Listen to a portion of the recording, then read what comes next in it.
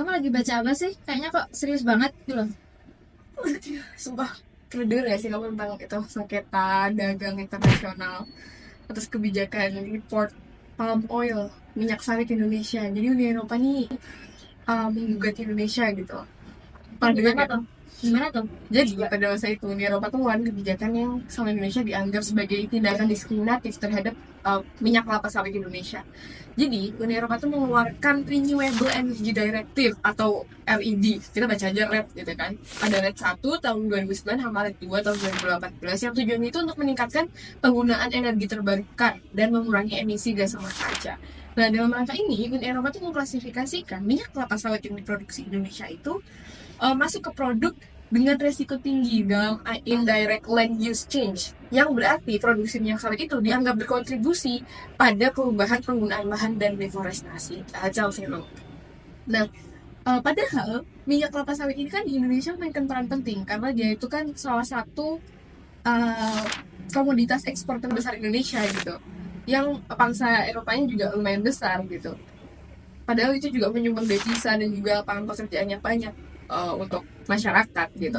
Dari Indonesia sendiri pun sebenarnya udah berupaya untuk memenuhi standar internasional dengan menerapkan sertifikasi RSPO, ISCC, ASPO, SAN dan lain-lain gitu. Tapi ya Eropa tetap mengajukan gugatan itu, dan Indonesia mengklaim bahwa kebijakan Uni Eropa itu khususnya RED 2 itu melanggar prinsip most favored nation. Itu salah satu teori hukum internasional yang diatur dalam World Trade Organization yang menuntut perlakuan non diskriminatif terhadap produk dari negara anggota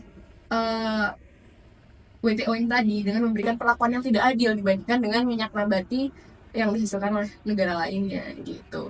Jadi ini implikasi konfliknya ini lumayan signifikan sih di Indonesia. Soalnya komunitas utama kan. Kalau menurut kamu, ya kan, ini dampaknya tuh bakal banyak banget gitu loh. Indonesia terdampak, Uni Eropa sendiri terdampak. Ya nggak sih menurut kamu? Bener sih. Kayak dampaknya itu ya pastilah ada dari Indonesia sendiri pasti terdampak. Dari Uni Eropa sendiri pasti juga terdampak. Juga bagi negara-negara pengimpor minyak kelapa sawit juga pastinya terdampak kan. Bagi Indonesia sendiri nih, Mhm. contohnya itu kan kayak tadi memberikan lapangan usaha, juga memberikan devisa negara yang lumayan besar kan. Nah, akibat dari konflik ini ya pastinya devisa negara pasti akan menurun gitu loh, pendapatan ekspor negara juga pasti akan menurun. Terus juga reputasi terhadap Indonesia ke kancah internasional itu pasti juga akan dianggap kurang ramah lingkungan gitu loh. Oh iya, yeah. Ya kan? Negatif ya. Iya, pasti pasti dapatnya negatif sih. Terus jadi regulasi eh, regulasi standar sertifikasinya itu jadi meningkat sih gara-gara konflik ini. Ada dampak positifnya juga. Ya pasti sih. Okay. Ada, ya pastilah. Terus bagi ini Eropa sendiri nih, pasti kan dia juga kena dampak lah. Kena dampaknya Pak, tapi dia tuh kebanyakan yang positif gitu loh. Dia yang perlu lah, oke. Ya tadi itu jadi Uni Eropa ini dianggap ramah lingkungan gitu loh, bisa meningkatkan penggunaan energi terbarukan dan mengurangi ketergantungan terhadap minyak fosil. Yang kita tahu sendiri kan minyak fosil itu energi yang akan habis gitu loh, dan gak bisa digantikan gitu loh, gak bisa diperbarui gitu loh. Harus ribuan tahun, ratusan tahun. Benar. Terus juga ya pastinya apa ya, perdagangan antara Indonesia sama Eropa ini pasti kan juga akan terganggu lah ya pasti dengan adanya kebijakan RID tadi, RED ya, RED 1 RED 2 tadi. Terus juga kan pasti ya akibat konflik tadi itu juga kan pasti mempengaruhi keputusan politik-politik yang akan terjadi di masa depan gitu loh. Terus bagi negara-negara yang mengekspor, negara lain nih yang mengekspor, mengimpor, Oh iya, kelapa iya. sawit, ya kan? Itu pasti kan juga akan terdampak gitu loh. Mempengaruhi dinamika pasar kan pasti. Oh iya, sampai ekspor itu turun nggak sih, ekspor kelapa sawit dari 2018 19 itu turun mas, ingat aku. Iya, Harga pun benar. juga turun.